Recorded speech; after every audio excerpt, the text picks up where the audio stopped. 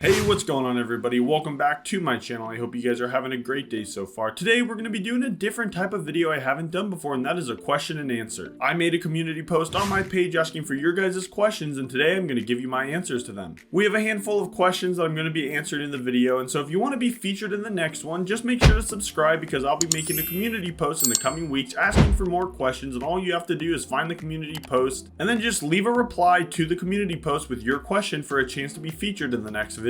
With all that out of the way, let's just get right into the first question, and this first one comes from Shine Eye Newsen, and he asks, were you a fan of the Damian Lillard era of the Blazers? I definitely was a fan of the Damian Lillard era of the Blazers, as I came to be a Trailblazers fan within the last 6 or 7 years, and so up to this point, the majority of my time as a fan was during the Damian Lillard era, and even before I was a huge NBA fan, I still kept up on the NBA just because I always had friends or family or people that I knew who were fans of the team, and so I remember when Damian Lillard hit that game winner on the Houston Rockets, and when he hit the game winner against OKC, those were all moments that I was definitely around for and remember happening. I didn't really know what they meant. I knew who Damian Lillard was, knew that he was, kind of the guy for Portland, right? But I definitely wasn't as invested in the team as I currently am. And so I had about 3 or 4 years of really being invested in the NBA while Damian Lillard was still on the roster. And so that was a ton of fun to watch, but also frustrating in a lot of ways, wishing that the Trailblazers organization would surround him with better parts, but that's for another video. But all that to say, yes, I was a fan during the Damian Lillard era of the Blazers for about 4 or 5 years. And that was a ton of fun.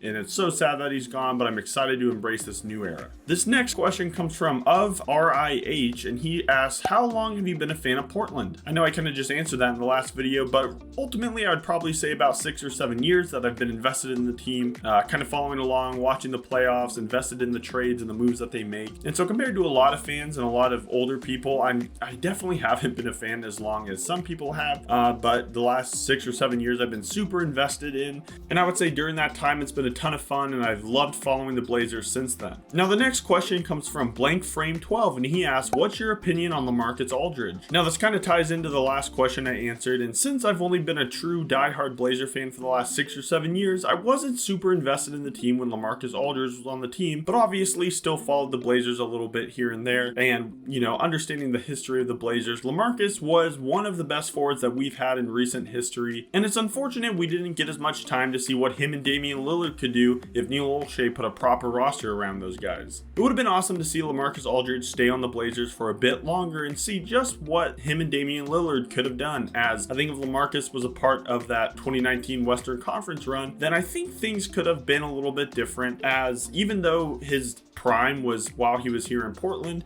it still would have been awesome to have him on the team and really just see what a proper team led by LaMarcus Aldridge and Damian Lillard could have done. So I really like LaMarcus Aldridge. I think he's one of the best forwards we've had in a long time, and I wish that him and Damian Lillard had more of a chance to compete together. The next question comes from RB Now, and he asks, do you think Shaedon Sharpe has star potential, and who do you think his NBA career will compare to? This is a great question. I do think that Shaedon Sharpe has that all-star potential. It's just a matter of if he's going to be able to put things together. I think that this year 3 is going to be such an important year for Shaedon Sharpe, and it'll be fun to watch him, as he had stretches last year where within 5 games he was averaging 26 points a game, and so I'm excited to see if he can string more of those together while hopefully playing less than 40 minutes, as Chauncey kind of ran him into the ground during those times. But if he can average 20 to 25 points per game on 36 minutes or so, then I think that would be awesome, and I definitely think he has star potential. Now as far as who do I think his NBA career will compare to, that's a bit tricky, because if you want to look at a direct comparison, then obviously people compare him to like a Paul George kind of guy, someone who can play shooting guard or even that forward position, but has the athletic ability, is able to jump out of his shoes, and able to really just score the ball in many different ways, whether it's the 3-point line or dunking or creating his own shot or slashing or whatever it is. I think he definitely compares to a guy like that. As far as the career comparison goes, though, I could definitely see him being compared to someone like Andrew Wiggins or even a Vince Carter kind of guy, a guy who plays in the NBA for a long time, a guy who makes a handful of all-star games if he reaches his potential, and just one of those players that every team needs. Someone who can score the ball at all 3 levels, be at least average on defense, and just a guy you know what you're going to get on a night-to-night basis. Moving on though, the next question comes from Hawk for Life, and he asks, after this season, do you think Chauncey Billups will still be our coach? Chauncey Billups is in sort of a unique situation with the Blazers because most coaches, by the time they get to their last year of their contract, have either signed an extension because they're a good coach and the team wants to keep them around for a lot longer, or they're fired because they just haven't done good enough and the team doesn't want them anymore, and so they fire them before they go into their last season. But Chauncey Billups is kind of in the middle. He hasn't extended, but he also hasn't been fired yet as of the time of this recording. And honestly, I wouldn't be surprised if either of those two things happen before the season starts. If the Blazers extend him for another couple of years, it wouldn't shock me, just given how well he seems to be liked by all of the players and the young guys, and how much they just seem to love playing for Chauncey Billups. But also, it wouldn't shock me if the Blazers are ready to compete a bit sooner than later, and so they decide to fire him. And so all that to say, I don't think Chauncey Billups is going to be our coach after this season. I think this is the last season that the Blazers really want to be one of those bottom barrel teams, and regardless of what their draft pick looks like, and regardless of if they get Cooper Flagg, I think after this season, the Blazers are going to want to try to at least push for a play-in, and so I don't think Chauncey Billups will be the guy for that. And I think just the fact that he hasn't been extended again is one of those signs that the front office isn't super invested in him, and so I don't see him being here long-term or after this season. Moving on, the next question comes from Vladimir, and he asks, why you haven't posted a video for trading Thibault, Time Lord, but you had... Okay, I need to read this again.